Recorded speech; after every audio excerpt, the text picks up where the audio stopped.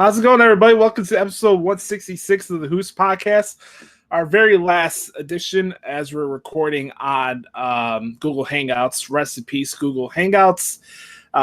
We'll keep you guys updated as far as how the audio and sound quality is going to be with the show in the coming weeks, but we're still going to have a show for you. This is your first time listening to the Hoots podcast or watching it on YouTube. We appreciate it. Appreciate you giving us a shot. My name is Joshie. You can follow me on Twitter and Instagram at the Hoots Podcast. I am alongside my brother, at the Clown Prince of Podcasting, Adam Daley. What's going on, brother? Let me get my microphone unmuted there first. Josh, what's up? Hello, anybody and listening to us. Yeah, man, another week, another busy week. We kind of got a little cram session in before this just to kind of figure out what we were going to talk about, what we even remember from this week, because it's like a day-by-day thing now. But yeah, man, I mean, ready to go. Wrote a couple things down, have a couple little talking points that we might get to. But past that, I'm following your lead, brother. I got to the point as a wrestling fan where I don't have that process of taking in bills to certain shows. I'm like at a point where I'm going from one company's shows to the next.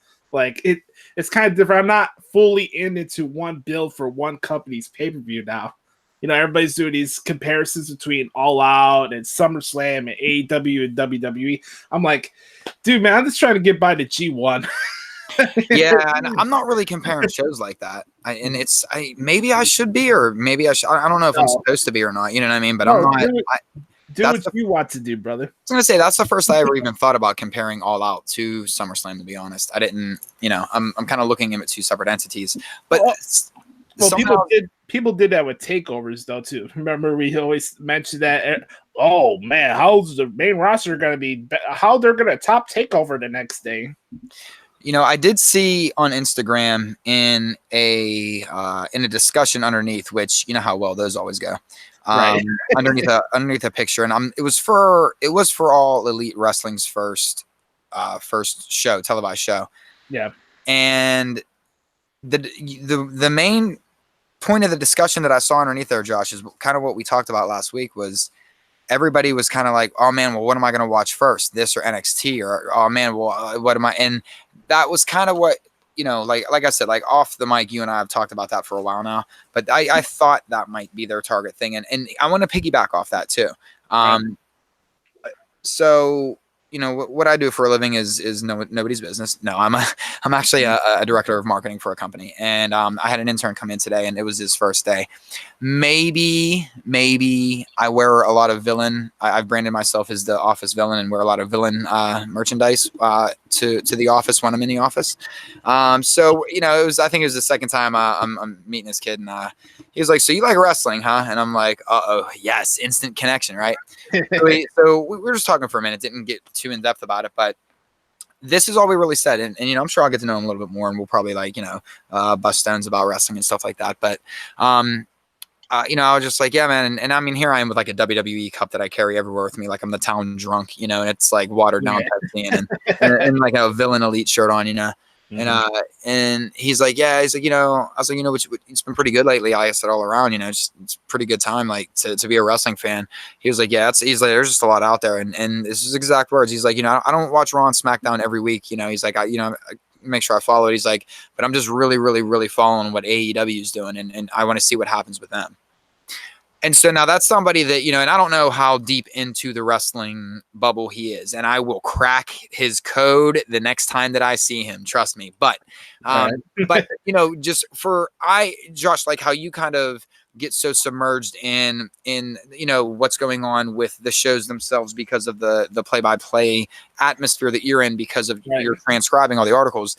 I kind of get more of the offhand fan, just like other people that want to talk about wrestling kind of deal. You know what I mean? So, or they'll mention little things. And I look for those in society because I like to see what's really, you know, hitting the pulse of the casual fan, or the fan that isn't the hardcore, you know, in the bubble fan, you know, that kind of deal. So I just thought it was an interesting statement, you know, and especially for what we talk about every week, how competition is good for everybody.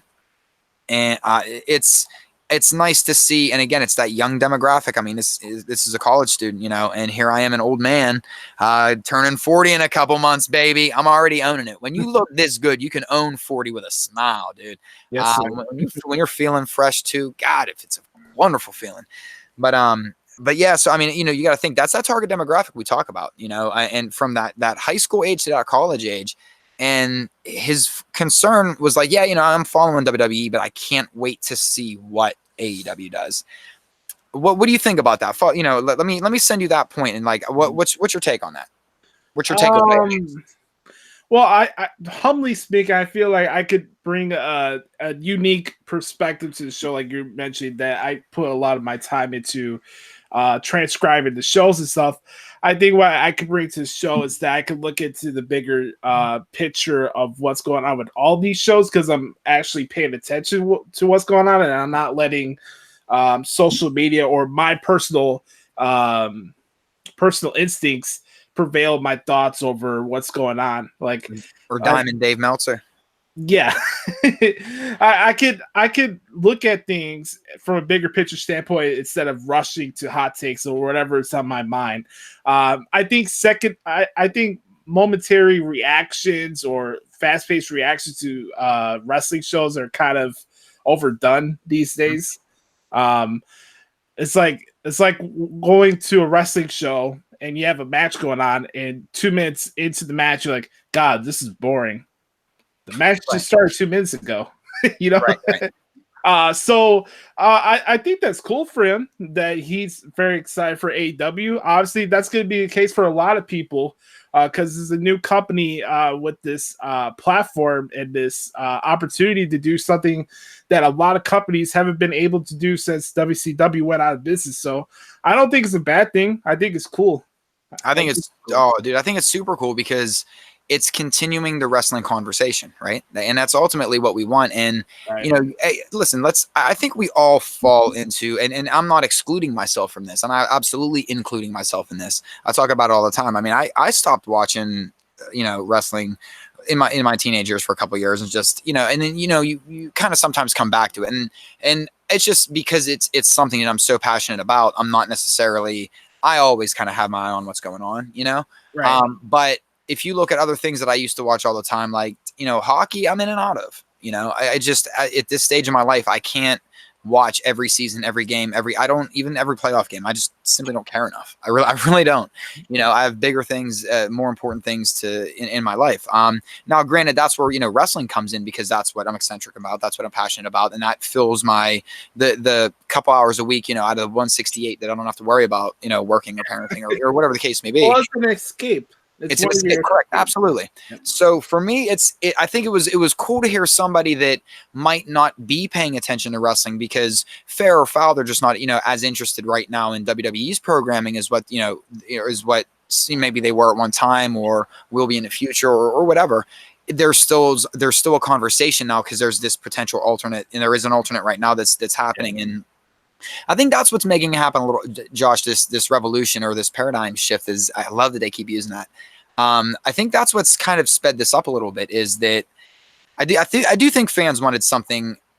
It does feel a little different, doesn't it? Like it kind of gives us that a New Japan mixed with W. And I know we're not trying to make it feel like something that wants to feel like totally separate, but I love like their post show interviews that they do. It feels so in the moment and visceral, because they're not the characters anymore, but they are slightly. But you can tell they're talking about them like they're their fellow teammates versus the competitors. And I don't know, I just think it adds something to where they're keeping the kayfabe wall up enough, but tearing it down enough to kind of satisfy everybody's needs. You know what I mean? If that makes sense. I don't know. And I know it's still super early in this process with AEW, but that's one thing I did pick up on. Like I really enjoy the like post event where they're in front of the little wall and like they're still drinking water. You know what I mean? How New Japan does it so well. Right. That's one thing I totally dig. And WWE was doing that they were doing it pretty good for a while when they would have those post shows where like the one time the Shield was on there and Ambrose's head was on the, Moxley was just laying down. It makes it feel a little bit different when it's done right. And that's something that AEW does right. Yeah. the last thing I'll mention on this, because we got a lot of stuff to get into. Obviously, this could be a little shorter show than we usually do. We all, at the end of the day, we have choices, right? So whatever your process and whatever fits your style of wrestling, that's cool. And I've always been consistent about this. Don't tell me how I should feel about certain shows, you know? Whether AEW or any company fits my standards or anything like that, I look at the ego behind that statement right there. Why, as wrestling fans, do we need standards for wrestling shows? Either you like the form of wrestling or you don't. Yeah, right. I don't know why we had to have standards, like we're having politics and all this extra stuff that goes on in our world. Like we're fans. We're not in the business. Let's calm our egos down a little bit. Conflict sells, though, and we're all buying. You know. And that's always been the charm about this show, that we just say what's on our mind and we're just having fun with it. You know. Before we get in the show, let me toss this at you too. And this is just something else that I've been meaning to bring this up for months now, and it just always slips my mind. It finally, I wrote it down this week so I wouldn't forget about it. I don't know how much, and obviously WWE's not, I don't want to say being edgier, but I mean, they're kind of being a little bit edgier, or however anybody wants to look at it. I don't know what's, you know, I don't know. I'm just kind of letting them do what they do. And if we get surprised with some cool, you know, some cool like words or jokes or stuff here and there, it's whatever. But I think NBC is actually letting things tamer down, because since they're not the only network that's responsible for all the WWE programming. Well, I think it also, this is one thing that I wrote down too. I think it helps that, and this is where I don't know where I'm at with this conversation. Mm-hmm.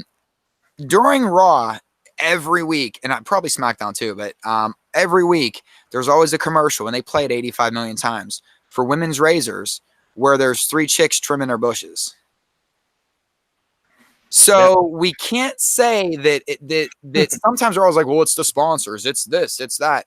Is it the sponsors? You really think a razor commercial that has 3 women inferring that they're shaving their bushes? Of course, I'm talking about the small foliage in front of them, guys. I don't know where your mind is at in the gutters, but what I'm saying is in the commercial, they have little, like, you know, little bushes in front of them, and they're just trimming them. One's like little, you know, one's little, you know, some are a little more sparse than others. Right. But my point is, like, you really think that whatever, and I don't know what razor company that is, but I really think they get like they give a shit about what WWE might have as far as tongue-in-cheek and innuendo, you know? Yeah. I think that sometimes we as fans are always trying to find that they're not doing this because, and even when you get the answer straight from the horse's mouth, as we did with Vince McMahon last week, we still don't want to believe it, you know? Which I don't think it's as much as the sponsors as we'd like to believe. You know, probably certain sponsors, absolutely. But when you have a sponsor that's putting on a commercial like that, I don't know. You know, I don't know. What do you think, Josh? I don't know. From what I know from the media business, that your sponsors are going to dictate to whatever program you have on that particular show. So. Again, it could be a direction shift where it's more PG-13 than it is TV-14, you know, right. Something like that. Vince had his conference call last week, and he was saying that we're going to do more things edgier, but we're not going to go over the top like we were in the Attitude Era. That's fine. And honestly, even as a kid watching the Attitude Era, not everything resonated with me. Like, everybody drools over the Attitude Era these days, you know? Like, all the talking heads are like, oh my God, there is no flaws with the Attitude Era. You sure about that? Oh, no, there were. I mean, there's always good. Sometimes they're the greatest flaws end up being some of the greatest successes in a way, you know what I mean? Because we don't forget about them. We don't, you know. But let me ask this, because I actually did get to then see like a more detailed transcript and kind of like was able to absorb what Vince said on the conference call last week. Let me get your opinion on this. Do you think it added a little more validity to AEW that he called them competition? You know, that was his biggest flaw during the Monday Night Wars. He never really he just should have ignored WCW, right? He started paying them attention. That made them, it almost validated everything that they were doing. What do you think? Is it a case where you just ignore it? Are they too big to ignore? I mean, can we really say that they're too big to ignore? It's kind of early to say that, but Well, you see how it's like it's a really interesting scenario that we're in right now is in the wrestling world of 2019. It's awesome, number one. But what are your thoughts on that? For me personally, this is my opinion. I think he just got that out of the way before he got more questions about AEW. I don't know Vince personally, but I could guess that he would rather get something out of the way instead of having to be asked something over and over and over again. Like, for example, the steroid stuff. Like, he made his statement about it, and then he left it at that. But if you got people prodding you and you keep going on and on, that's where you're going to get the more pissed off Vince McMahon. So, I think it's like a possible competitor. He didn't say outright, oh, this is our competitor. Like, that's what it is. Hey, man, free press is free press. I mean, you can't go throughout 5 tweets without seeing AEW sharing something about why a certain wrestler didn't go to WWE and sign with AEW. They talk about WWE as much as WWE talks about them. So, because you punch up, you don't punch down. It's like in comedy. Yeah. So, let me bring this up real quick. There's been a big tiff on wrestling Twitter. I love wrestling Twitter stuff. I love not being in wrestling Twitter and hearing about wrestling Twitter.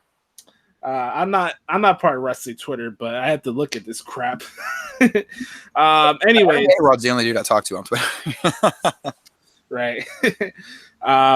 So there's this big tiff about like what's going on with AEW and the debate about like I mentioned before, how much exposure Cody Rhodes is getting on the actual shows, and that he's going to be the first guy having the first match on AEW on television. Also, there's another thing about Cody making a comment that he rather focus on AEW's actual fan base instead of the casual fans.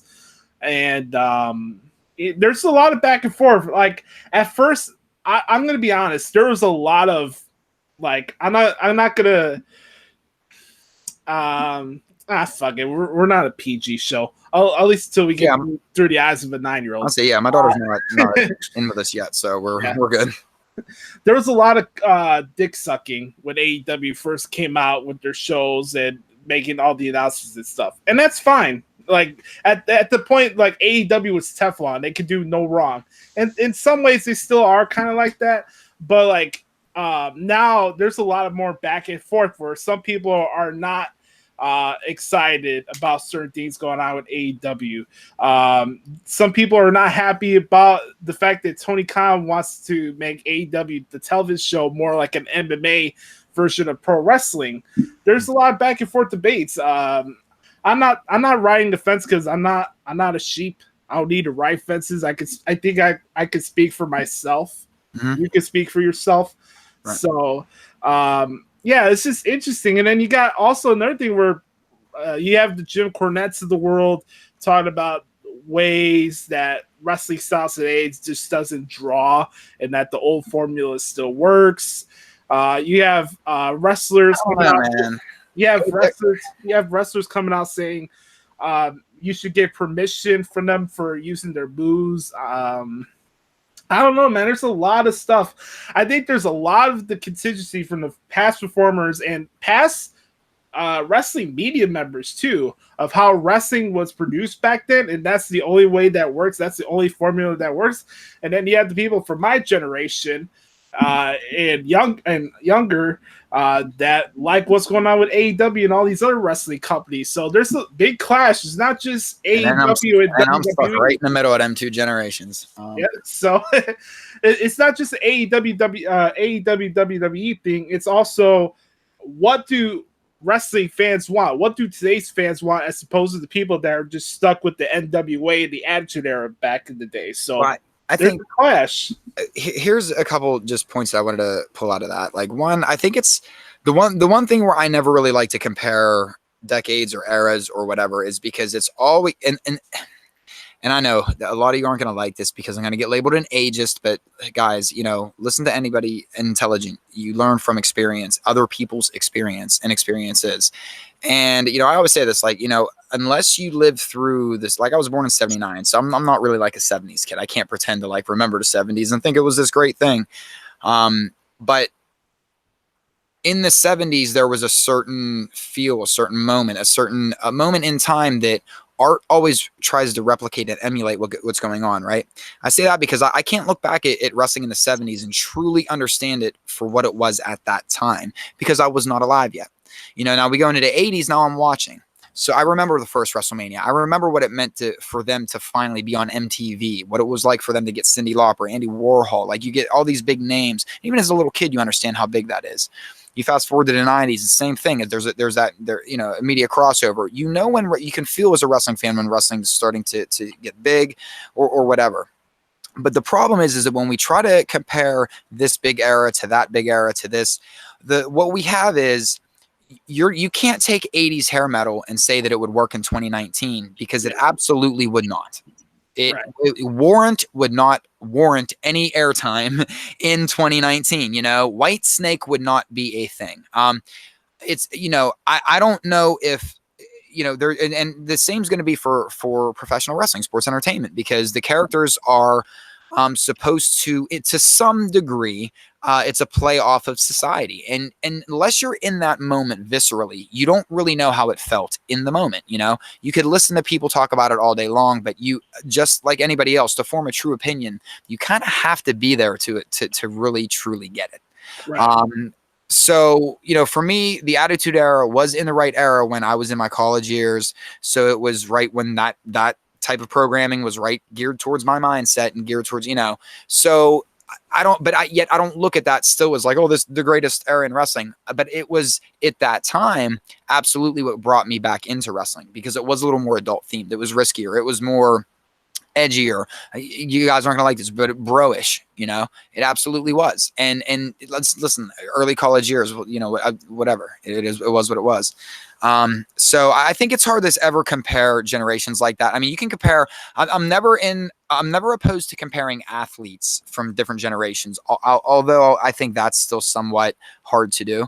Yeah. But when you try to compare entire rosters and entire like this in styles, and we don't know what's, you know, today's style might not have worked in the 80s, but vice versa. You know, I find it hard to believe that.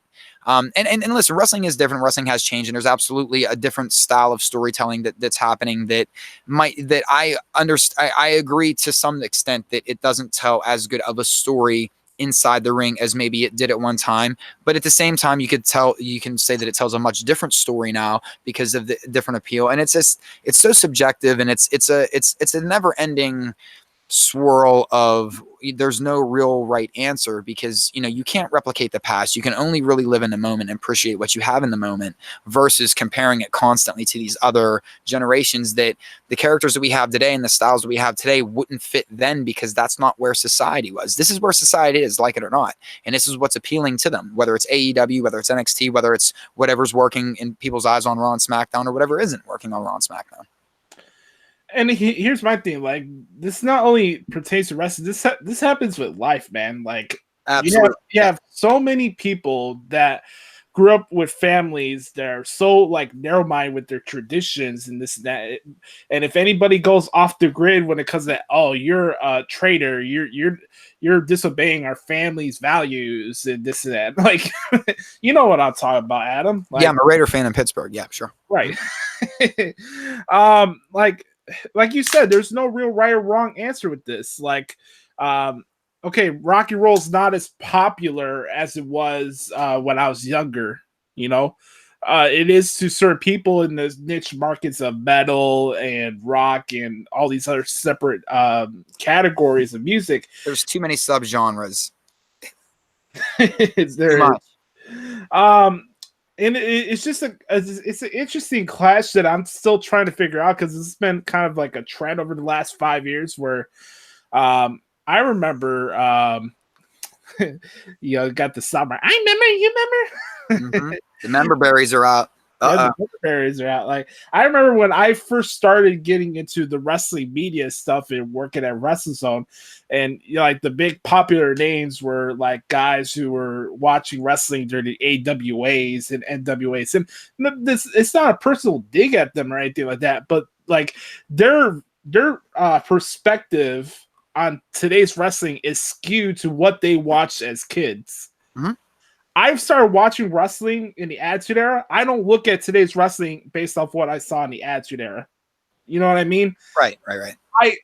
Maybe it's just me personally, and I'm okay to accept the fact that maybe I've evolved with what's going on with the evolution of wrestling, because the Attitude Era started and ended around 2003. I was 9 years old, ironically, and we had this new era of wrestling, and I've seen the careers of John Cena grow from the beginning, of Batista, or Randy Orton, all these guys in WWE, all the guys in TNA. I've witnessed the growing process of what today's wrestling is as a young fan. I'm 25, so I'm still young, Dude, wait till you're like me and you realize that you're about to turn 40 and you would be the old man on the roster. Right. Like, one of the old men on the roster. And like these are men and women that I still look up to, right? Like, I still look up to these individuals as larger than life figures, and to realize that's when it really hits you, like, my God, I'm getting old. Oh, I mean, no, these fantastic athletes. I'm sorry. Yeah, that was the main point. Fantastic athletes. I just find it interesting that it always has to be one way or another. It's wrestling. It's not life. Like, well, to some people, wrestling is life, right? I mean, that's it. If you're in the business, then you have every right to look at it as you're like. Well, you know what though. Here's the one thing that I'll say, and as much as like sometimes I think that as wrestling fans, we're so overly passionate. It's almost like, I listened to an interview with Maynard on the Joe Rogan Experience the other day, and just like Tool fans, us wrestling fans are very opinionated, rabid, but very passionate and very loyal. And you know what, Josh? In a way, I always say that I feel for the person that doesn't listen to music, because that tells me they don't have a soul. I don't care what style of music you listen to. Like, I hate when I ask someone, hey man, what kind of music you listen to? Like, what are you into? And they're like, oh man, I just don't really listen to music. Like, whatever's on. It's like, oh God, I feel bad for you. But at the same time, so it's easy to say, music is life for all of us. The same could be said though for wrestling for a lot of people.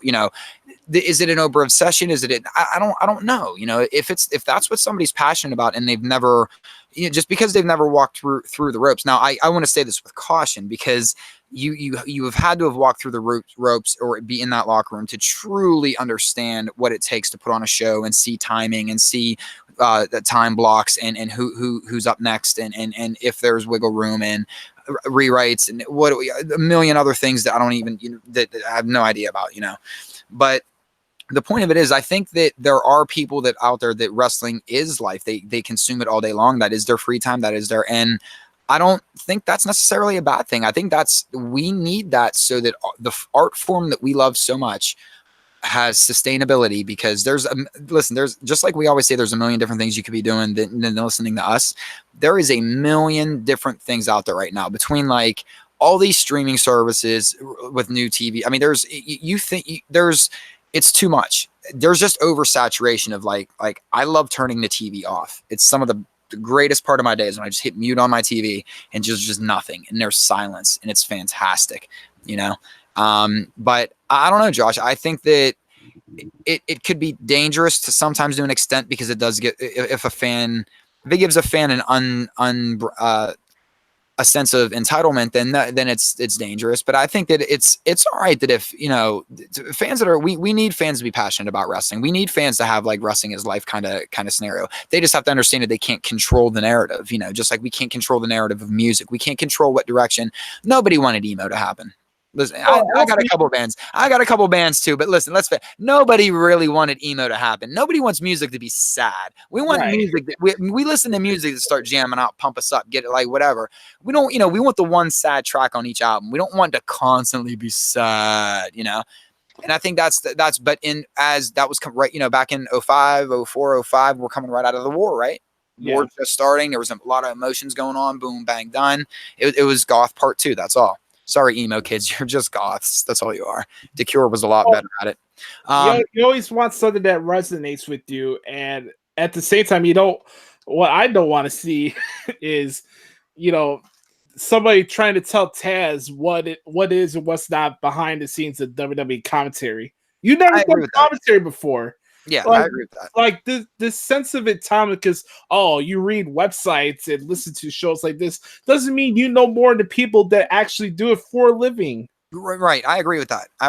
You know. But see, one thing I appreciate about Taz is Taz has always seen.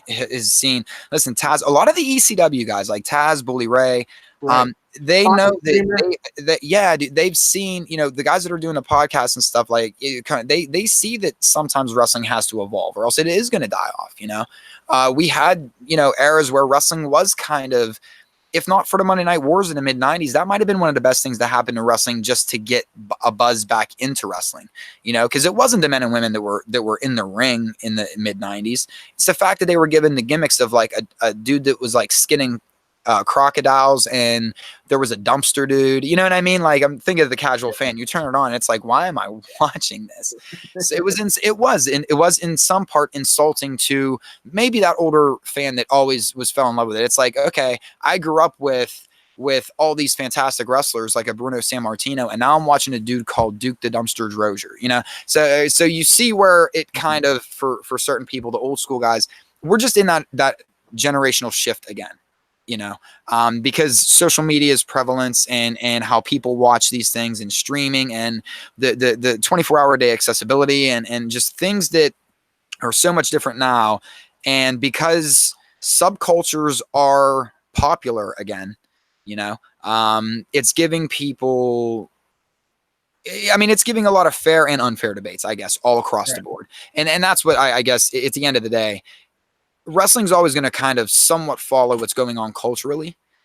And this is just love it or hate it. This is just where we're at culturally. And I think that's more of sometimes, you know, the good old days, I liked it back then, you know, people get their member berries or whatever, instead of being in the present and kind of appreciating what we have right now.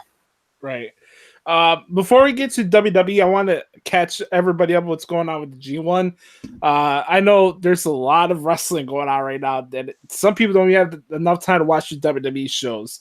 I started covering the G1 a couple days after the 4th of July, and there's been 12 G1 shows already.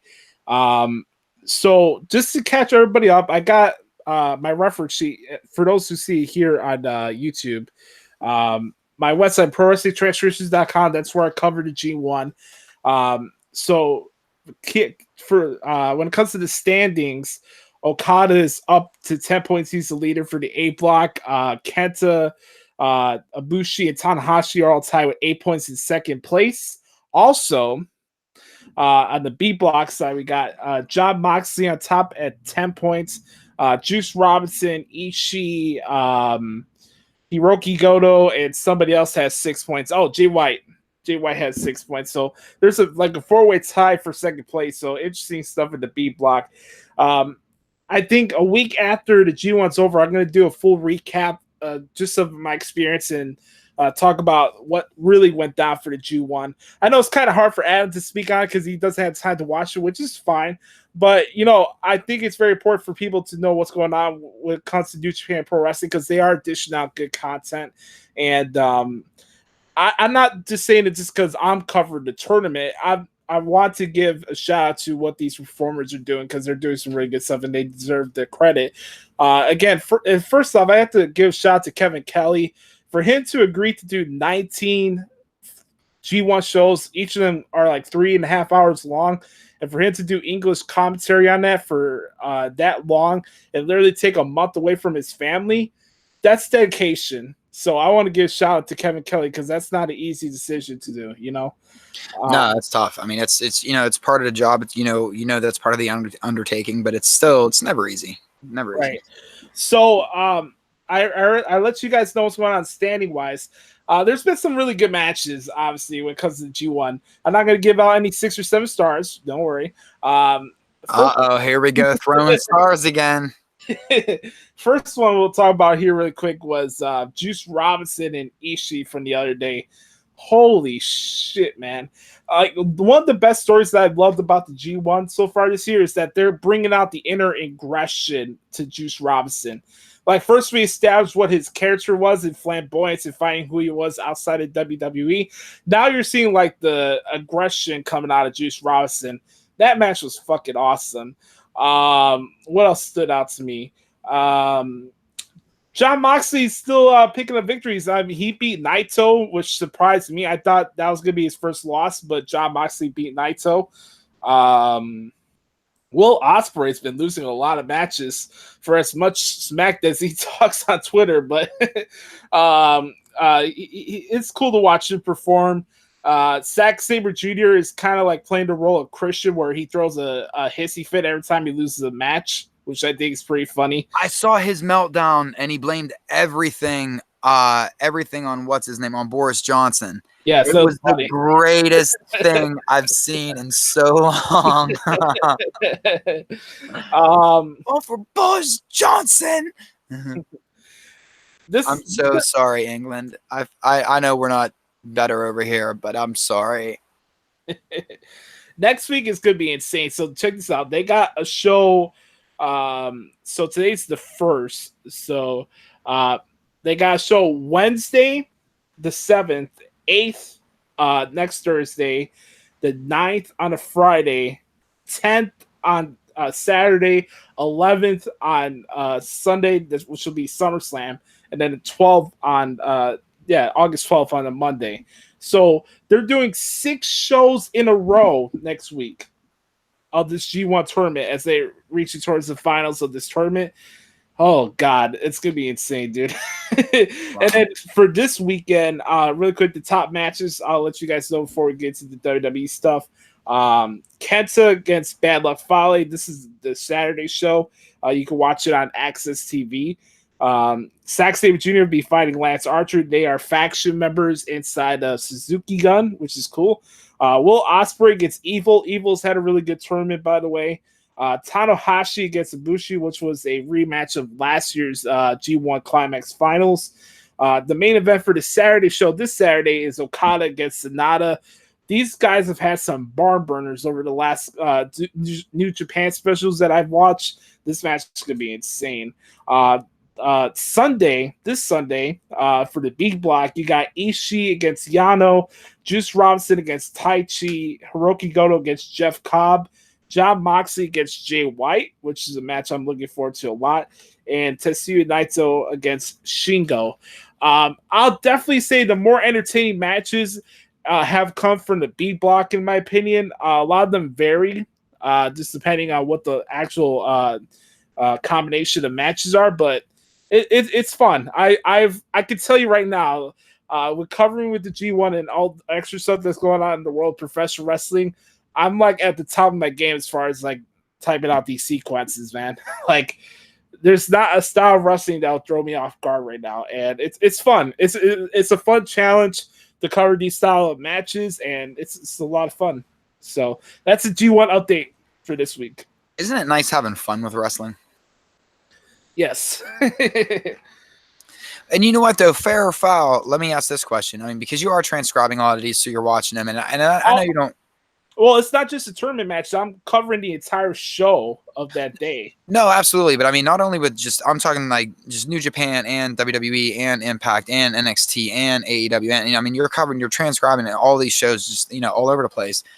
Yeah. So you're seeing it, and you're seeing it again from kind of, I don't want to say a different lens, but is there, I'm trying to think of the best way to ask this question, okay, without kind of feeling like I'm force feeding you like the answer, you know what I mean? But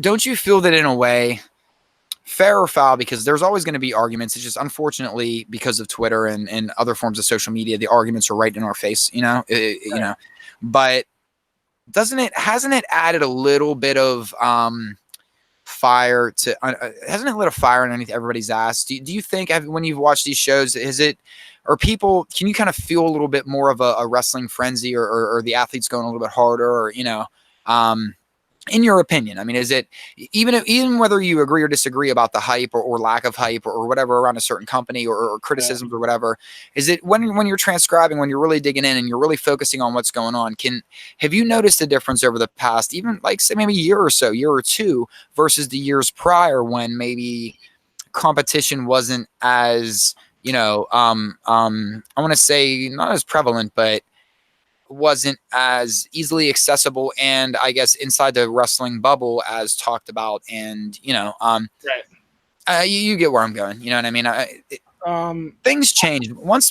that Hot Topic deal went through for the Bucks and everybody. Let's face it, it became mainstream. I think collectively, I'll say my answer to that would be collectively yes. It's definitely seemed more sense of urgency than what it was like 5 years ago, where they had Lucha, Ring of Honor, and Impact and NXT on the same night. Right. Where it was like, oh my God, what's going to happen? And then it fizzled out like 3 months later because Impact lost another network. Even then, like for Impact, I got to give them credit where there's with what they're doing. Tessa Blanchard and Sami Callihan is one of the biggest feuds in their company right now. They're having a match where they can determine the number one contender to the world champion. Think about Blanchard's so good. So like she's so good. Impact's doing their own thing too. It's kind of hard because they got their shows on Friday nights on Twitch, and people don't know what the Pursuit channel is. I don't know what the Pursuit channel is. Hell, I don't know if anybody knows what the Pursuit channel is. Yeah, I don't know. I see a sense of urgency with everybody. And it's not just a thing where you see more of an edginess to Raw, but just because AEW's around. I mean, 205 Live, I've been probably the biggest 205 Live fan out of anybody that does these type of shows. I see the effort these guys put into their matches. There are storylines that are told out in that product.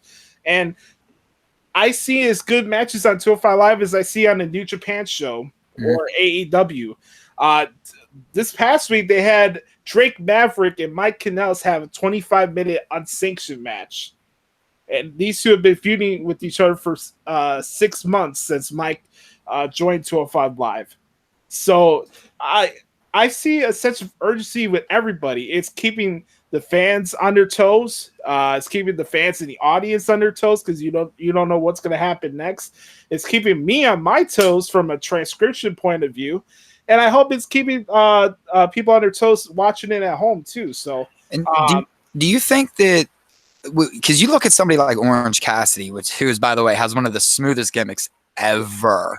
So hysterical, man.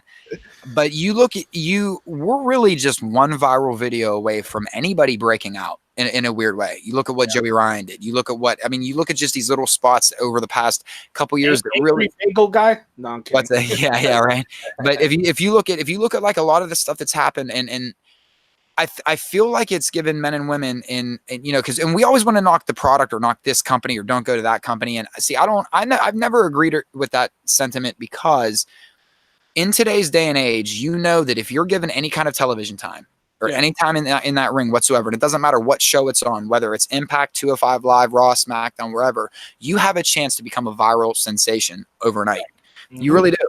And I think right now it's a great opportunity for anybody on any roster anywhere to realistically make a name for themselves. When there's guys like Roy Johnson out there, the Roy Johnsons of the world and the RC Duprees, and these are guys that you're going to be hearing about in a couple of years that they have so many different avenues now to go to. And I think that I do like I said, Josh, I don't know if it's a sense of urgency. I think it's a sense of there is pride in the craft. And now that everybody knows that you look at Corey Graves' brother, he was one of the biggest heels in the world for a minute, and people didn't realize it because he was wrestling in Mexico, but he was running with a fantastic gimmick.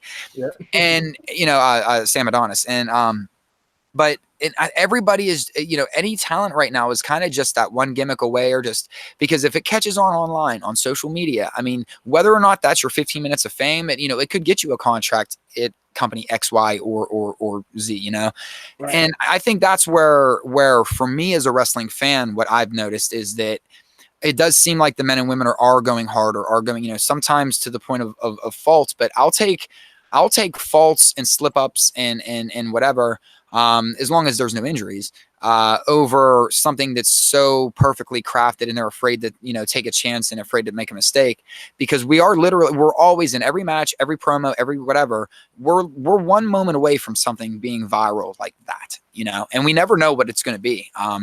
Like having a pregnant champion, you just never really knew what it was going to be. But so that's, I guess, for me, that's what I've saw, and that's what's great about every organization that's out there right now, is that all of their athletes, I think, know that when they're given the ball, you're always given that the brass ring speech, or hey, it's the ball's in your court, do with it, whatever. It actually is absolutely true in today's sports entertainment, wrestling, whatever. You really do kind of you have that ability to control your own direction, and I think that plays a big part too. Well, here's the thing too, like from my point of view, like I don't feel like I'm going through the same motions typing out a particular show. Like, good. For me personally, like I get interested with how it is like transcribing a New Japan show on a Saturday to a Monday Night Raw, because, like, for example, this week there's a lot of wrestling on Raw. Yeah. And there's been a lot more stipulations to these matches than just a regular one-on-one match. With New Japan, you got your undercard tag matches where you have an 8-man tag team match or a 6-man tag team match. Like when the Revival, the Usos, and the OC fought each other on Raw, that match was super easy for me to transcribe because I'm already used to having matches where there's like 6 people in the ring at the same time. It's a lot. I had to pause here and there to make sure I get everything down. And that's the thing too. I'm not half-fasting when it comes to my transcriptions. The point of doing the articles is for everybody to look at it. If you haven't had a chance to watch the show, read what's on the article and visualize it to what actually happened on the show. That's the point of the articles. That's the point of the transcription. I'm giving you a visual move of what the actual match is from the different parts. That's why I separate it by paragraphs. It's not just paragraphs of moves. It's the actual story of what the match is. So it's an interesting challenge, like you're playing the part of the narrator in a way. Yeah, I'm glad you said that. I was going to say that. So it's a fun challenge from my point of view. And trust me, I think if I didn't get into writing when I did 5 years ago, once I was done with broadcasting school, I would probably be that fan that would be like not narrow-minded, but like having a short attention span and this and that, and trying to rush and trying to find the answers for every single reason that's going on television. It's given me a better appreciation for what these performers go through and how they tell their stories in the ring, and how an actual show is formatted throughout the weeks too. Like, because I could have a 25-minute match on Raw and also spend like 15 minutes transcribing dialogue from a promo. So it's an interesting challenge. I don't know. Maybe one of these days I could do a podcast where I could break down the ways I go about structuring my articles. It's a lot of fun, actually.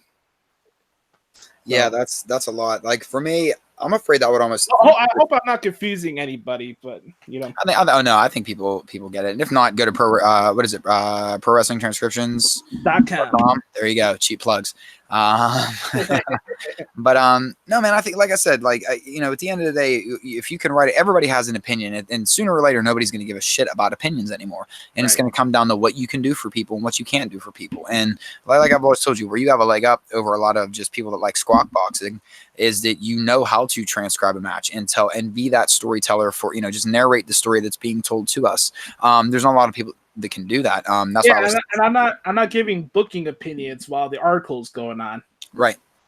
So. And it's hard, and let's face it, that's hard to do in today's, and I don't want to say in today's world, but it's human nature not to do it, but especially in today's world, because everything does feel somewhat like, everything, even, I catch myself sometimes where I'm like, how am I going to say something so that nobody thinks it's like any kind of coming from any kind of like area, you know what I mean? Like I always, like before I'm sending an email out for like work-wise or something like that, or if I'm coaching up or whatever the case may be, it's you never want people to think it's coming from a place of like, it's a weird time, man.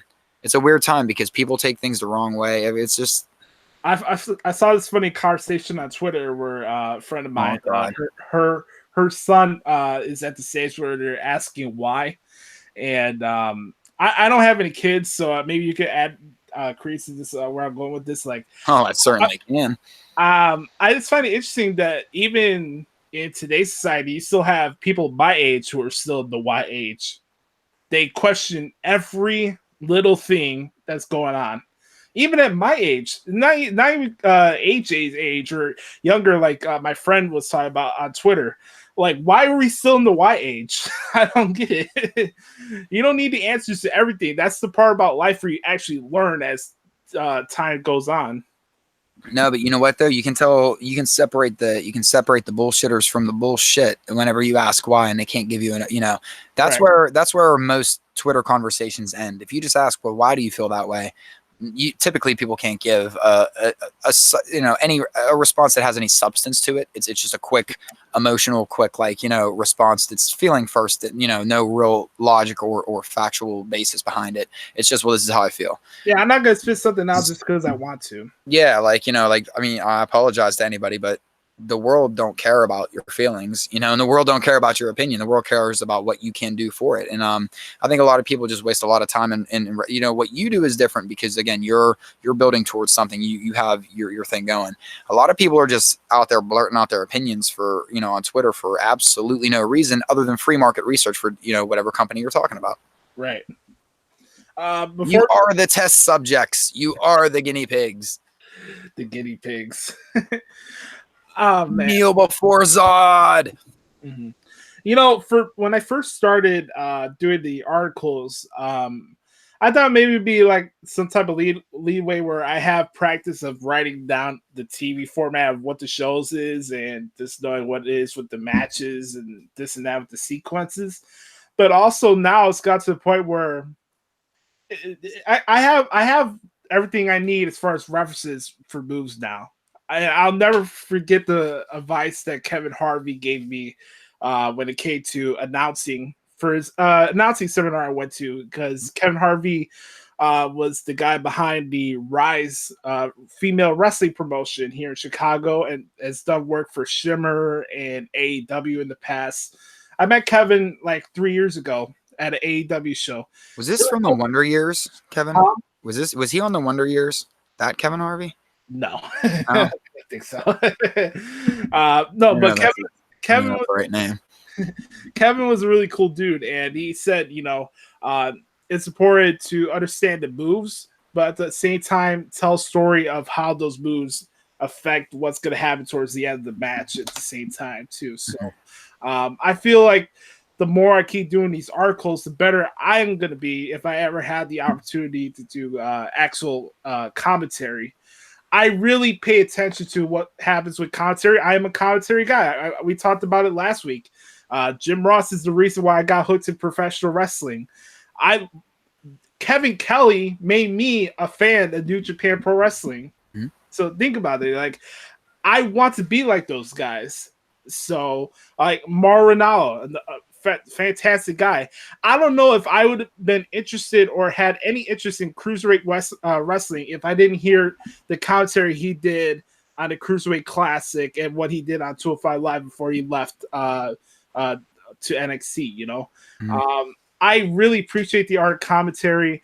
I love the challenge of transcribing these shows. If I get the opportunity to do wrestling commentary for promotions, I think I'd make the most of it. So.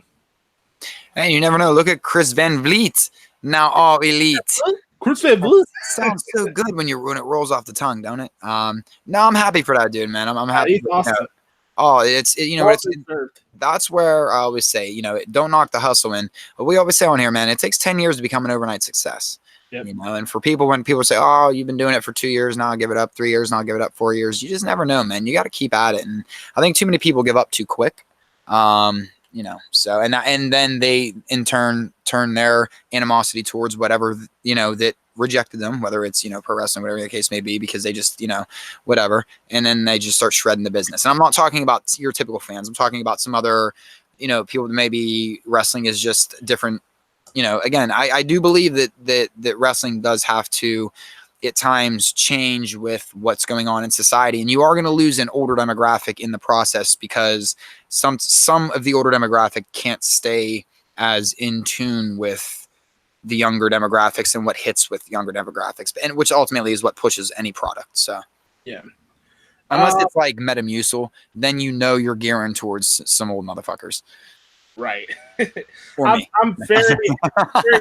I'm very happy for Chris. I've built a friendship with him over the last couple of years. I had him on a couple times on the old radio show, and the guy deserves it, man. The guy's bust his ass, coming from Canada to spending 5 years in Cleveland, taking a chance on himself to do entertainment reporting in Miami.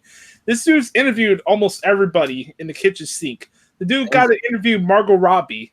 Like, how many people have the opportunity to be that close and have a conversation with a beautiful woman like that, Do you know how hard it would be for me not to show up dressed up as Joker? You know what I mean? Like, right.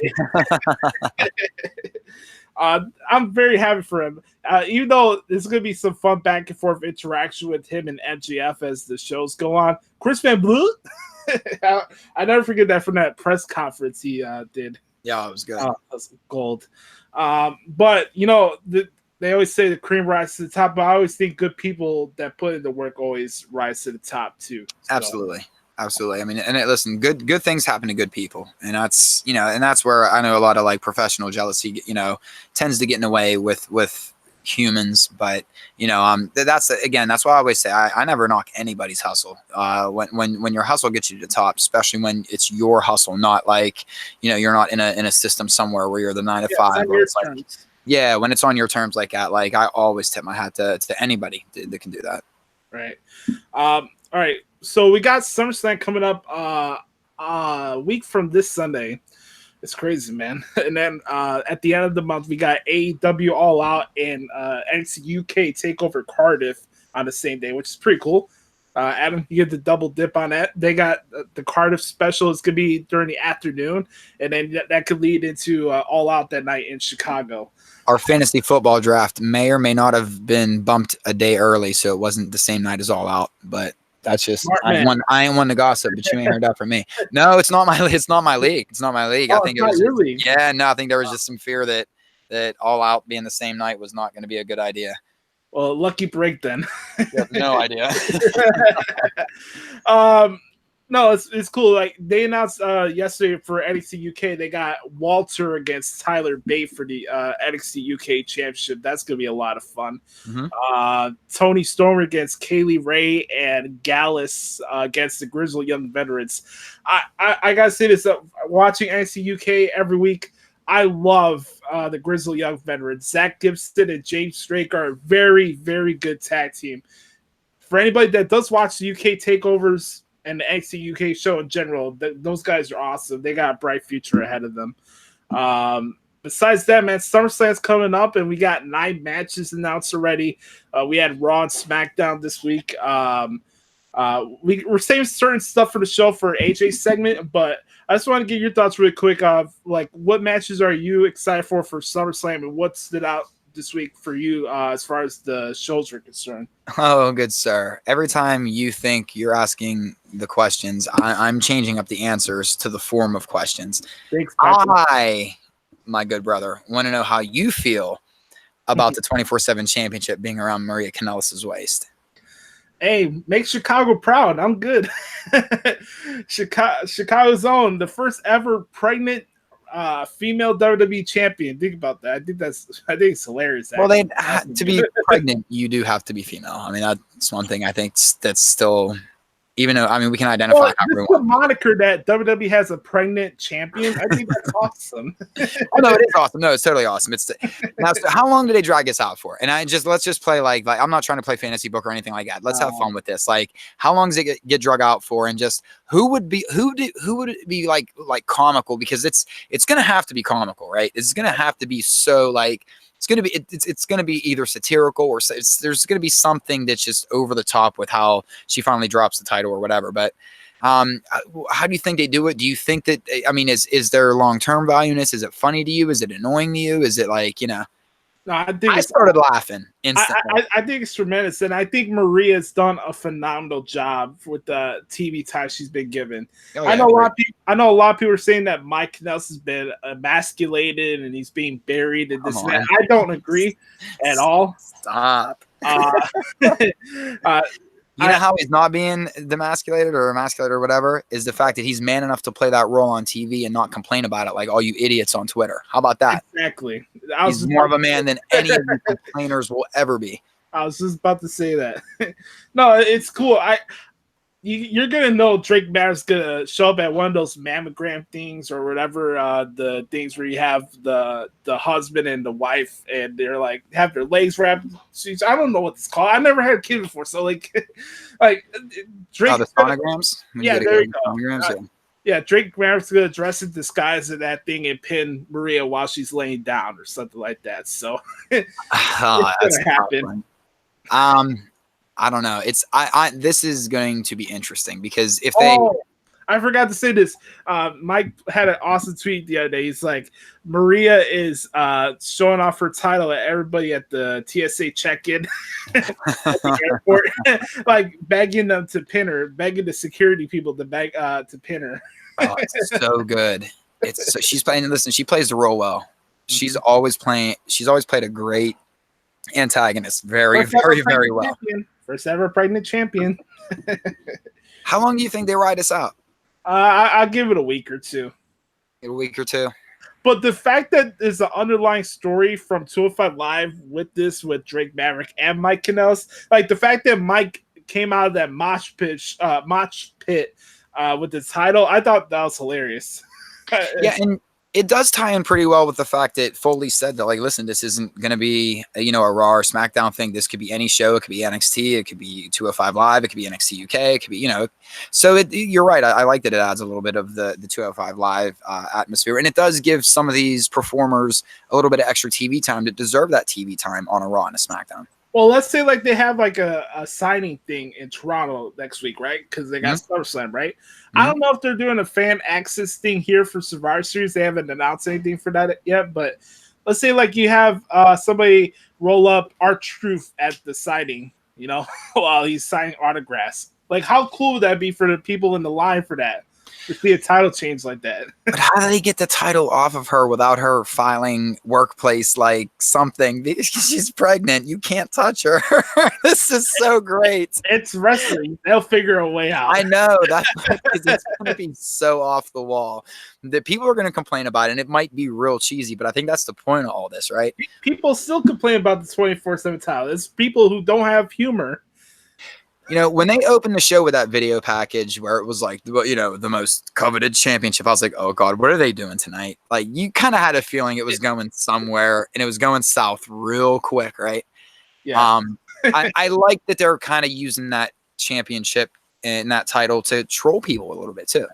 Well, think about how much this benefits Drake Maverick's wife for the fact that she doesn't have to be on NXT and people already know who she is. That's a really good point. And she's wrestling in the ring now. So, it's beneficial to everybody. Like, EC3 is Drake Maverick's best friend. What if EC3 turns his back on Drake Maverick if he has the title? We'll see what happens. The most shout out has to go out to R-Truth and Drake Maverick for their dedication and their effort to make this what it is right now. So yeah, because it takes you really have to understand it, because not a lot of people, certain people will turn down certain opportunities for whatever reason, and right. I appreciate that Drake Maverick understands entertainment. You know what I mean? Like I really, even as Rockstar Spud, like people never gave him the credit that he deserved. I mean, he's always known how to connect, and he's not afraid to make himself. And I think that's so important that everybody forgets that people in real life could probably use that, but when you make yourself the butt of the joke, that's why I'm the biggest. I make myself out to be the biggest clown in the world because I am. I ain't shit. But when you're the butt of the when you can show that you're the butt of the joke, it not only validates you as a team player, it validates your spot as an entertainer. Correct. But not only will you always have work, but you do enough for people. Eventually, it comes full circle. You do get you work to have those moments. If I don't know. I wanted to talk about one other thing, Josh. Oh, you had something. No, I was going to read out the card for SummerSlam. Go ahead. The one thing that I want to bring up that's a little comical that I know is petty, but I at least want to always have one little petty thing to talk about and laugh about because we're a little more on the comedy side where we're not analyzing stuff. But yeah. The whole Roman Reigns thing, if they're pulling an amnesia angle on us, which I don't know what's going on, but legit, dude, that's the only thing I think. There's some kind of like amnesia thing going on. But did you see the post on Instagram? Which one? Where Roman's land, like where the thing like just landed on him, and it's showing like it has like the thing that fell on him, like the fencing or the stage setting or whatever that fell on him on SmackDown. Mm-hmm. If you guys haven't seen, go to WWE's Instagram, and it shows him like pinned underneath this thing. And listen, I am made of questions. Like, one, why are you like taking this like? Hold up, man. Let me get this on the gram real quick. I'm gonna help you out with this. Like, you're just gonna take photos and not help this man pin down. Number two, if you look at like how everything was placed, like this man would have a broken nose, broken skull, it's just there's so many questions that I pulled from this one thing. He looks like he's smiling in it, but I like a question for you for that. Yes, sir. Do you like the fact? I know you were talking about a couple weeks ago about cliffhangers. Did that do anything for you, or is like? I'm totally down. Yeah, okay. I'm absolutely down with this kind of stuff. Because here's the thing, man. If it's cheesy and people are mad about it, I dig cheesiness. I dig B movies. I dig sometimes with your entertainment, you can't take it too serious. And the Roman Reigns character has always been such a straight line. This is what it is. And that's why I don't know where they're going with this. If maybe he just didn't want any help because he's the big dog. It's his yard, But what if this is how a heel turn starts, right? Because he doesn't really remember what's going on, or like things are a little fuzzier. You haven't been the same since that day, Roman. Like they wouldn't have ended the show if this wasn't headed towards something. I want it to be Rikishi so bad, and he did it for The Rock. But there's been a lot of conspiracy theories who pushed the lighting grid towards him. It was Marty Jannetty payback for the Shawn Michaels incident. It was Snitsky. It wasn't my fault.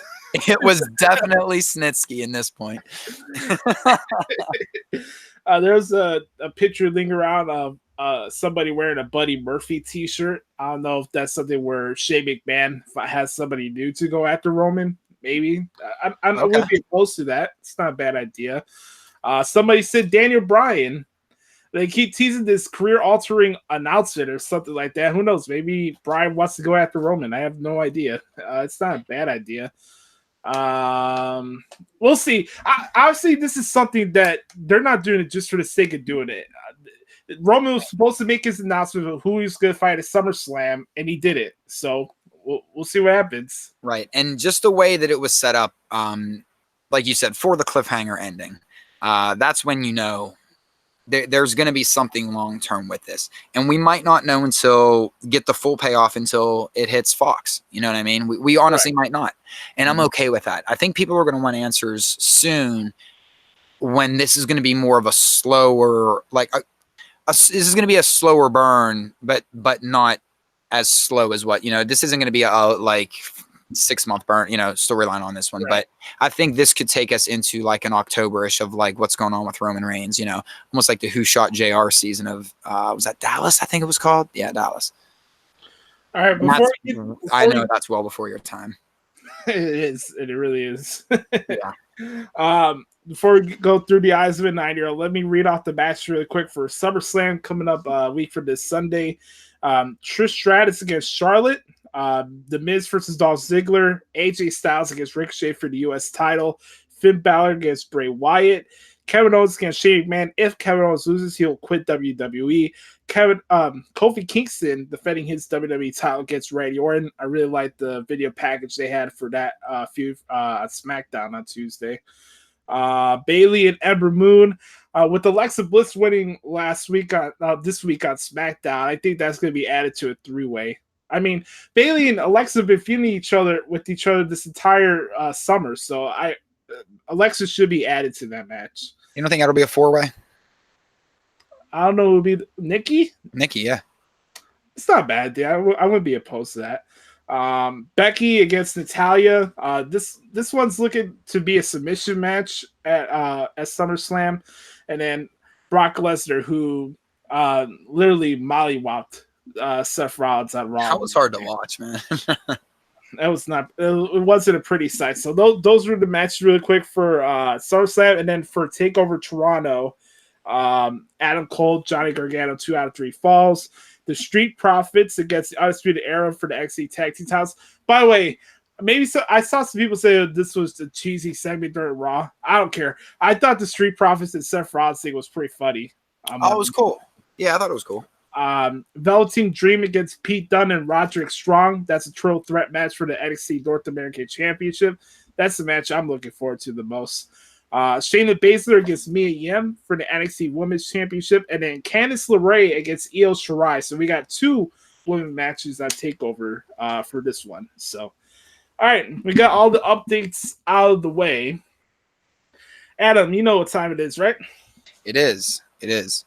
She'll be right back. She's going to get her shoes. So, but yes, it is time for wrestling through the eyes of a 9-year-old. And now I'm just stalling because the star of the show isn't here. This is like when you go to a concert and they tell you Lil Wayne's going to be there, right? But then you have to sit through Blink-182 to see Lil Wayne. You know, you're there for both bands anyway. Right. But no, it's a summer premise. She'll be right in. How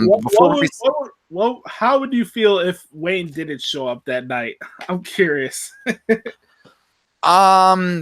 Yeah, I mean, I still listen. It was cool because like we went with a nice little crew from work, and it was nice. It was like 4 of us that have worked together now for over 10 years. Over like me and the one dude have worked together now for like with each other now for like 15, 16 years. Right. So it was like it was fun regardless. But to be honest, I know the little one here and myself, we were looking more forward to Wayne than we were Blink-182. So it would have been the night that Wayne didn't show up, you know. I don't even know if he's on that tour anymore. I think he totally dropped off that tour or got sick on that tour or just got sick of the tour or whatever the case may be. But I saw that Blink-182 were on Good Morning America, their concert series. So, okay. We'll see. But what we're going to be doing this week on Through the Eyes of a 9-year-old, as she's getting ready to enter the studio, we'll say here, we're going to be talking about the Bray Wyatt Firefly Fun House segment, anything dealing with the Fiend. And I know she specifically asked to speak about the Charlotte Flair versus Trish Stratus match at SummerSlam. So when she gets right back in here, that's what we're going to be talking about, Josh. Yeah, we're going to start off with that, actually. We're going to start off with Charlotte and Trish. Mm-hmm. That sounds like a plan. I think that's going to be what she wants to talk about first anyway. And she's, I think, pretty excited about the match. I don't know. I'm going to let her give her opinion on it. I am not going to speak for the star of the show. And now here's the star of the show, just like that. Yeah. Sound innovation, everybody. Hello. How is everybody today? How are you on this Thursday, AJ? I am good on this Thursday. Feeling better? Yes, I am feeling better. Somebody was a little under the weather last week, as I assumed, but we won't get too much into that. But yeah, she was under the weather a little bit last week, so that's why we could tell. We could tell a little bit. But you're back. Yes. You wanted to talk a little bit about Charlotte and Trish. I know you wanted to talk about. Yes. Let's do it. So Trish Stratus is doing yet again another match. So basically, she's not retired. She's retired. Sort of. Are you ever really retired in wrestling now? No, you're not. She's not retired.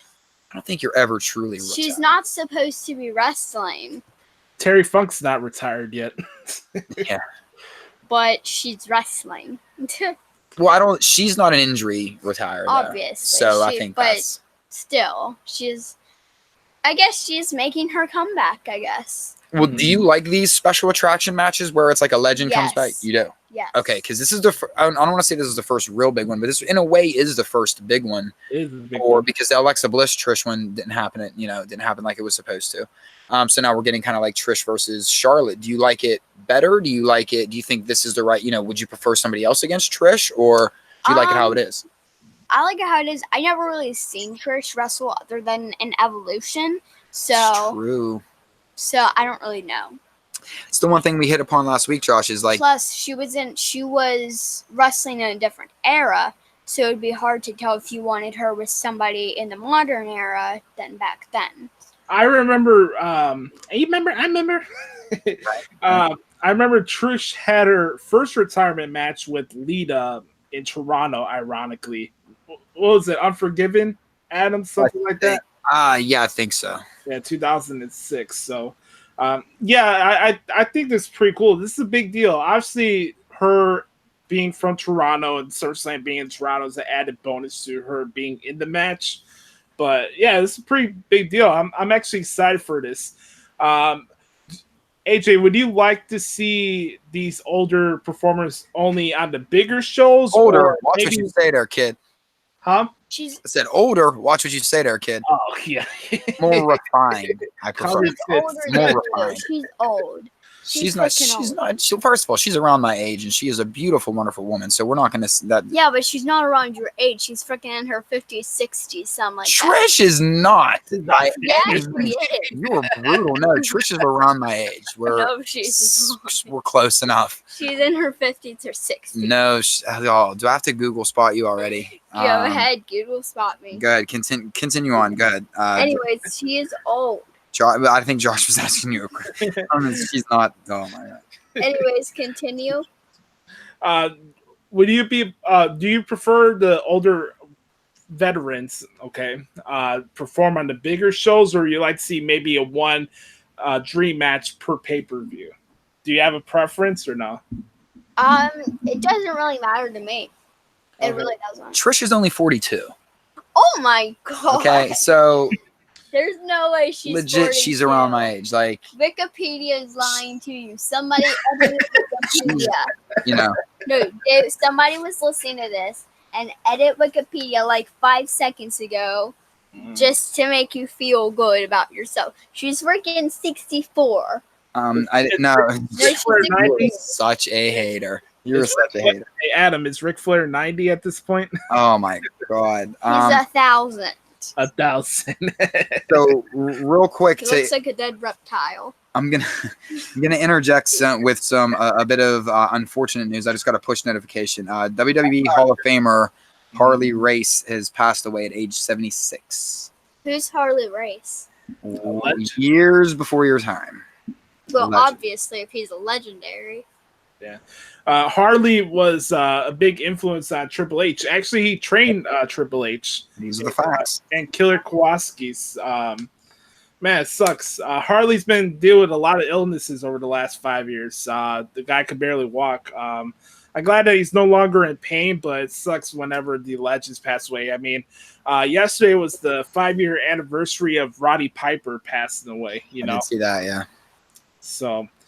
rest in peace, Harley, man. He was a great performer. I wasn't born when he was in his prime, but I did get to watch a lot of his feuds over the years, and man, it sucks. It really sucks. Yeah. But back to Trish not being old. So, anyway, so back to reality on this one. Do you, AJ? Do you like Is there other people that you would like to come back and see? Because I know you're really big on Beth Phoenix too. Yeah, I like Beth. Lita can't wrestle, so I can't say Lita. Right. Even though didn't she wrestle at Evolution? I think match. Right. Yeah. What about Victoria? Who? Victoria. Don't know who that is. I would love to see Victoria come back and wrestle a match. See, a lot from that era I can't really show her because unfortunately some of the best matches that even if they had technical matches or like hard hitting matches, they made them doing like bra and panties or something or and it kind of sucks. Adam, you actually saw a good one in person at WrestleMania 19. You can show AJ this one. It was Victoria, Jazz, and Trish Stratus in a 3-way. Oh, I saw a great one in 22 with Trish and Mickie James too. Yeah, I was there for that one too. All right, so we got Charlotte and Trish out of the way. Anything else you wanted to add on to that match, AJ, or no? No. Let's go ahead and go into the Firefly Fun House, shall we? I liked it. I don't even get to put my 2 cents in on the match. You're just like, yeah, whatever. I don't really have it. No, listen, because I'm not. I don't want. I think that. What's the temperature like on what's the wrestling fan base feel about this match? People are excited for it. Good. That's all I care about. The only thing I saw was people didn't want to see Jerry Lawler on TV, but whatever. Didn't matter to me.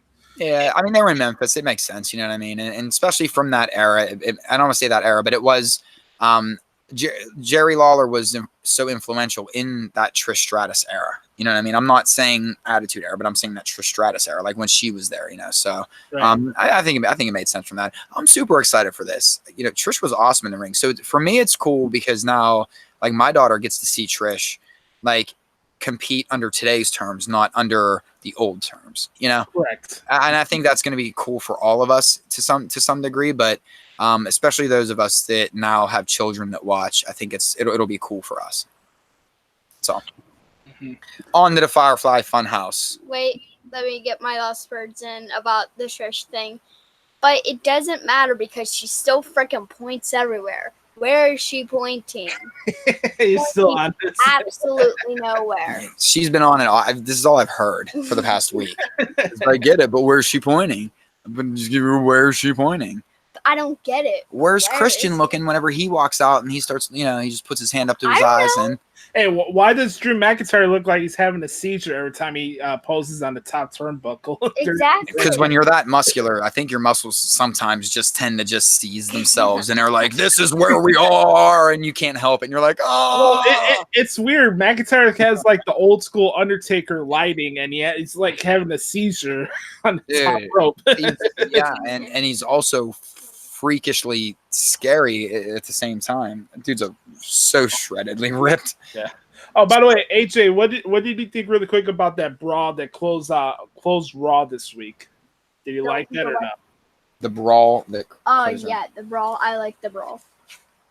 Man, I was waiting for this segment because I feel like with them making a new stage, they're like the wrestlers are using the stage as their own recess now.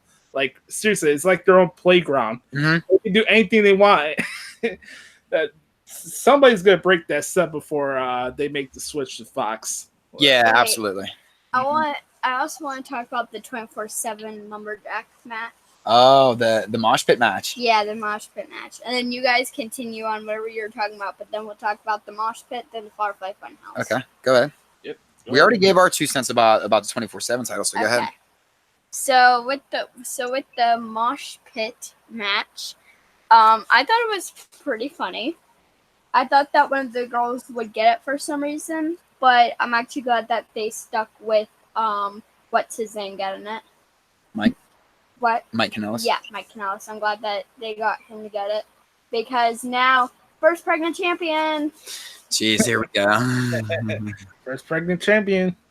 Now, do you think it's funny or do you think it's cheesy? I like it. It is definitely cheesy. Let's not get that twisted. It's cheesy. It's real freaking cheesy. But It's cheesy, but it's good. Yeah, but it's like the good kind of cheesy. The Firefly Fun House is real cheesy. Whenever they did the Firefly Fun House episodes, it's real cheesy. Mm-hmm. But it works. It's good. I like it. Mm-hmm. But now nobody can pin her till she has the baby. We don't think. I guess we'll find out. Let me say this really quick. AJ, like when it comes to Bray Wyatt and Adam, Finn hasn't said anything about bringing out the demon, right? I'm just making an assumption out of that. I was assuming the same thing with the demon, so I don't know if they're going to be there. It's actually going to be the demon or not. AJ, do you think this match that Bray and Finn are going to have at SummerSlam, you think it's going to be a longer match or a shorter one?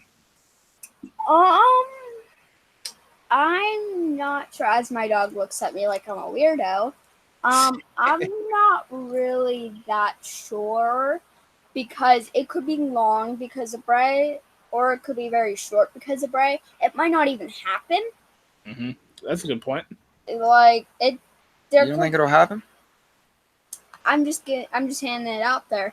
I do think it's gonna happen, but I'm handing it out there that might not happen. But yeah, that's my thoughts on that one. The only reason I'm asking because there's been like reports about Finn possibly taking some time off after SummerSlam. I don't know if it was something to be like a quick squash match or something. That's kind of the vibe that I was getting. So I think you want the Fiend to come in and make an impact quick, right? Yeah. And maybe that's why we don't see Finn in the paints, like playing with the paints this time. So just so that way, it's not the, and then whenever Finn decides to come back, then they can kind of reconnect this storyline, or like come back to the storyline, and then you do have the Demon versus the Fiend. Yeah. Because then we'd have a better idea of what the Fiend is versus what Bray Wyatt is, and if they're being actually booked as two, I don't want to say booked, but written as two separate entities, or are they the same person? Because this is something that we brought out. AJ, you said I should bring this up on the show, so I'm going to bring it up. Then I'll let you guys talk about it. Now that we're talking about the Funhouse, how do we know the Fiend just isn't possessed by the spirit of Sister Abigail from when Orton burned down the house, right? Because the mask has like singed eyes, it looks burned up a little bit. So how do we know this isn't a result of when the compound got burned down? I mean, it sounds ridiculous, right? But this is pro wrestling, and we're talking about, again, a character that's hosting a children's show that his alter ego is a demonic. There's nothing more cheesy and bad than the Dungeon of Doom in WCW. Yeah, that was something, huh? Yeah, that was brutal. Still, we haven't covered this in a while. Everybody, make sure you pull up your pants and do the Muscle Man dance. Gotta do the Muscle Man dance. So AJ, do you think they're supposed to be two separate entities, or is it Bray that just can't, Bray just off his rocker? Pardon the pun. I think that Bray he has admitted that you don't want the Fiend to come out, and I think the Fiend just comes out whenever the Fiend wants to. Like Wyatt can't control it. Bray can't control it. Like the Venom suit almost. Yeah, yeah, exactly. Like the Venom suit. It'll just come out when it wants to. Whenever it wants to do something, it will come out. I like it. Josh, what do you think? Ask that again. What do you think they're going to keep, in a way they could take this where they're two separate entities, or do you think that it's, where we could say Bray and the Fiend could be, even though we know they're not, but we could say that they're two separate, or is it something that it's almost like the Venom suit, like, sometimes Bray can't the Fiend takes over and takes, consumes Bray, and actually, Bray loses himself to the Fiend. It's something that, that dark passenger, he can't control it. No, I think that'd be really cool. I'm just curious where, like, every time Rambling Rabbit's about to like reveal some type of secret for the Funhouse, he either gets abducted or he gets killed. Yeah, all the time. Like I don't know. I think there's like a bigger reveal that Bray doesn't want to lead out. I think this is going, we have a long way to go before we fully understand what's going on with Bray Wyatt and the Fiend in the Funhouse right now. Do you guys like that, or? Yes, I like it. I do too. Also, when are they gonna start selling Rambling Rabbit, Rambling Morning Spread Jam, or whatever? You're all about this jam. We'll just call it Rambling Jam because it has like a 15 million letter name. So we'll just call it Rambling Jam. I don't know. You're gonna have to talk to WWE merchandise and products. Just pitch the idea. I know. And the copyright team too. Yeah. Is Rambling Jam a song from the 70s? I'm trying to remember. I think so. Ramblin' Man is. Yeah, I remember that song. Yeah, I'm very excited what's going on with the Funhouse. I'm just very curious to see how the actual entrance is going to be for the Fiend when he actually has his match with Finn. I don't know if it's what they've been doing where the lights go out and he just pops up in the corner, or if there's going to be more elaborate. I don't know. It's something I'm actually curious about. Same with me. Well, I in a way think we got teased out on SmackDown, maybe, right, with him coming out at the top of the ramp. But they did that so well. I thought, like, man, am I just having like a flashback from my like early 20s that, or maybe he wasn't at the top of the stage. Like they had me. No. Yeah. I must have missed that. Yeah. He came out. Yeah. I think you were knee deep in Roblox, but he came out and that's what caused Ziggler to be able to hit whatever he hit on Sweet Chin Music. It was he hit him with the Sweet Chin Music on Balor to get the win on that. But I think it's probably going to be the lights slowly going out, and then that screechy music, then maybe him at the top of the stage. Speaking of Ziggler, really quick, he's definitely eating a Sweet Chin Music and a spear for Goldberg. I think that's what's going to happen with Ziggler. I had a conversation with my uncle the other day. He's a big wrestling fan too. The guy who owns the tattoo shop, my uncle Jeremy. He said maybe that Shawn would fight Dolph Ziggler. I don't know. It still could happen. I just don't think it's just gonna be Miz and Dolph Ziggler straight up. I think something will be added to it because I mean he mocked HBK before his match with Seth Rollins on Raw. He keeps bringing up Goldberg in his promos. Something's leading out to him getting his ass whooped at SummerSlam. You know. Yeah, well, especially Goldberg. He really keeps going hard on Goldberg. But yeah. Well, he's doing his Matt Riddle impression, so yeah, bro. Bro. Yeah, I don't know where they're gonna go with that. I could see that. I absolutely could see that. I wouldn't be opposed to it either. AJ, what did you think about the Brock Lesnar beatdown on Seth Rollins? Did you like that, or was it too much? I liked it because it was like that beatdown thing, but there's to a point where you couldn't look, which is good. Yes. Whenever like you can't watch anymore, I feel like it's good on WWE's side. I just always like when they put somebody in front of a moving vehicle.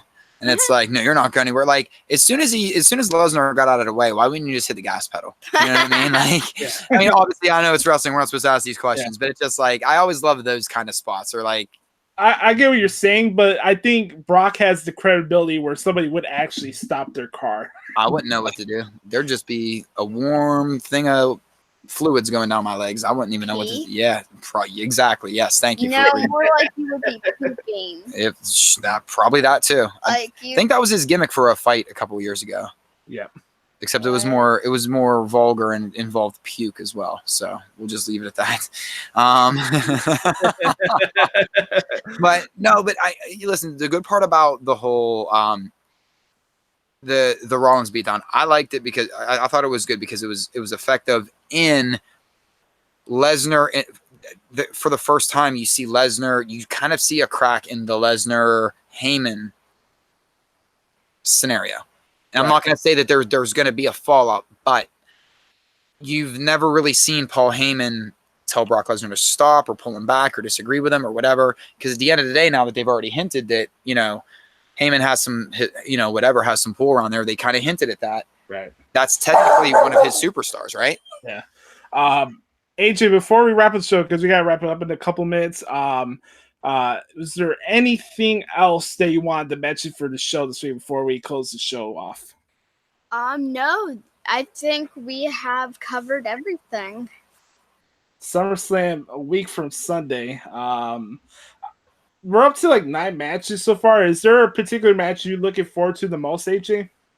And announced so far? Probably the Becky Natty, the Charlotte Trish, and the Balor Fiend match. I have 3 matches. There we go. Hey, most wrestling fans can't pick one these days. They're that negative these days, so that's a good thing. Right. You got a couple on the side already. AJ, thank you again for coming on as always. No problem. I had fun today. I will let you guys get back to your talking. I gotta go do my shift at McDonald's. Back to McDonald's. Back to McDonald's. It's in Ohio, so I have to go. That's not a good thing. Quick. That's not a good thing. No, it's not. I worked in Ohio for too long. It certainly is not a good thing. All right, brother. Tonight there's football back. Believe That's it or not. so crazy to me that there's football tonight. Broncos and Falcons on NBC. If anybody wants to watch it, congrats to the people who are going into the 2019 NFL Hall of Fame this year. Champ Bailey, Tony Gonzalez, Ed Reed, who was one of my favorite defensive players growing up as a kid. Pat Bowlen from the owner for the Broncos who passed away last year. It's a good class this year. So shout out to those guys. Oh, Ty Law from the Patriots. He's going into the Hall of Fame. Aliquippa zone. Yes, sir. Aliquippa, Pennsylvania zone, huh? Okay. Ty Law is going into the Hall of Fame this weekend. So congrats to those guys. Well deserved. Brother, you have anything else you wanted to say before we head out? Yeah, check whatever streaming service you claim to be the best because everybody has their favorites, and I don't care what you listen to. But tonight at midnight should be our time, Eastern Standard Time. So by the time you're listening to this, it's already going to be on there. Tool's catalog, the full catalog. I don't know if Saliva is going to be on there, but that's probably because of the Zeppelin cover. But regardless, Tool's full catalog is going to be on streaming services as of tonight. Go check out that Joe Rogan Experience with Maynard. A very in-depth conversation about things that we talk about on here, how social media, the desire for likes and clicks and retweets and this and that and the other thing, how it's basically damaging and just killing our society. And really good conversation on there. So check that out. You're gonna have to listen to me talk about Maynard and Tool a lot this next couple coming weeks. So tonight though, so for everybody that's a Tool fan, you know this, we've been waiting years upon years for this. I'm not gonna place blame on any band members. I know why they didn't have them on streaming services, because they want you to listen to the full album front to back. But most of us ain't got time for that anymore. I do. So at midnight, the laptop will be open. I'll be doing some work, and because the grind don't stop. But at least I'll have some Tool to listen to tonight, and that, my friend, is not a bad thing. It's not like I don't have every album like 4 times over, but it's nice having it like right there streaming. Like it's like, my favorite band is here. You're alive. It's like when Jericho debuted in WWE, you know what I mean? Like at WWF at the time, it was like, finally, tears are gonna be coming down my eyes. Like, oh my god, I can listen to Lateralis just by hitting a button. Jeez. I'm a really hard guy to please. I'm excited for it. I think it's gonna be pretty dope. I'm very excited to listen to it. How mad is anybody going to be that would like say, I don't know, what other like new releases are tomorrow. Whoever decided to release their albums tomorrow is going to be so upset, because like the number one, like it's just going to be Tool as like new releases, you know, which begs the question, maybe once a week, every week they should have released one album leading up to the new album that comes out on August 30th. Cause then that way they could have had like, you know, number one, like album, you know, I don't know how that matters, but that would have been a fun little game to play. But who the hell am I? Just give me all the albums at once. Well, me and you got a little homework assignment that we got to do after SummerSlam. We got to get to Glow. Yeah, August 9th. That comes out. Yep, we're going to get to Glow. Yeah, I'll be watching that all weekend. Mm-hmm. Oh, that's next Friday. Whoa. Yeah, I'm not going to have enough time to watch the whole season, but man. We'll definitely get to Glow as the shows go on the rest of the month. But I want to thank you guys so much for checking out the podcast this week. Hope you guys enjoyed it. I had a lot of fun. Adam, I'm sure you had fun as well. Always, brother. I appreciate you. Thanks again, guys. Thanks for, I was listening to my daughter, and everyone listening to this. You guys know we appreciate you. There's a million things you could be doing. I don't know why you listen to us, but we appreciate the fact that you're doing that. All the good brothers and sisters. I always say man, but it's a gender neutral term. So don't please nobody think that it's like I'm very gender neutral with everything I say. Dude, man, it's all the same. It's brother. Brother. I want shout out to everybody. You guys know who you are. You guys are good brothers. And at the same time, make sure to tell us what you think about the show from a positive, negative standpoint. We're always open to suggestions. Make sure to subscribe to the channel on Apple Podcasts or Spotify. Bookmark Pro Wrestling Transcriptions.com. And please do us a favor, leave us a review. Tell us what you think about the show. We want to know what you think about it. We appreciate the feedback. Did you say we had a question for this week's show? Yes, we did. Really quick. I want to get this out before we close the show. Shout out to Sam Rafferty for sending out this question. Sam, the man. Yes. He asked, with Austin closing out Raw Reunion last week, do you think Austin has overseen Hulk Hogan as the biggest WWE superstar of all time? Yes. I do too. Yeah, I do too. Absolutely. I think we all it's not even just the stuff with what he said on the tape or whatever with Hulk Hogan. It's just overall from a business and what he did as a character too. I think Austin's run is more memorable than Hulk Hogan. I think Austin is the biggest WWE superstar of all time. He's not my all-time favorite wrestler, but he's one of the GOATs for sure. And you know what? I lived Hulkamania, so it is hard. This is a debate that would be very hard to have. Like, and just being in complete fairness, my personal feelings of Hulk Hogan aside, but I just think there's longevity in Stone Cold, because at the end of the day, we all kind of want to be we all kind of want to be the guy that just tosses back a cold one and kick. Well, see, my boss is like my brother to me. You know what I mean? So I can't say that about my boss. I love my job, but typically we all want to like, you know, we all want to be that guy that isn't necessarily anti-authority, but isn't necessarily. It's just a guy that just comes out, tells it like it is, real straight shooter. I mean, we all kind of connect with that, you know, in a way. So I think that outside of wrestling too, we're seeing a little bit more success from Austin, even though Hogan was in movies and, you know, so was Austin. So was, you know, he's doing his podcast thing now. Now he's got TV shows coming out. It just seems like we can get more out of Austin. And I think Austin might appreciate it a little more. That's neither here nor there. Right. Austin's got his new show coming out on USA Network too, the day after SummerSlam. So I saw that Becky's gonna be a guest on his show, so that's gonna be pretty cool. Yeah, my daughter went nuts when she saw that. She was like, Stone Cold and Becky, how could I go wrong? I was like, Jesus, you guys, WWE just keep getting that demographic hook, line, and sinker. One thing that doesn't need to be broadcasted is the Stoughton Olympics. On that note, we're about to wrap up. Thank you guys so much for checking out episode 166 of the Hoots podcast. For Adam, for AJ, I'm Joshie. Have a wonderful weekend, everybody. We'll talk to y'all next week.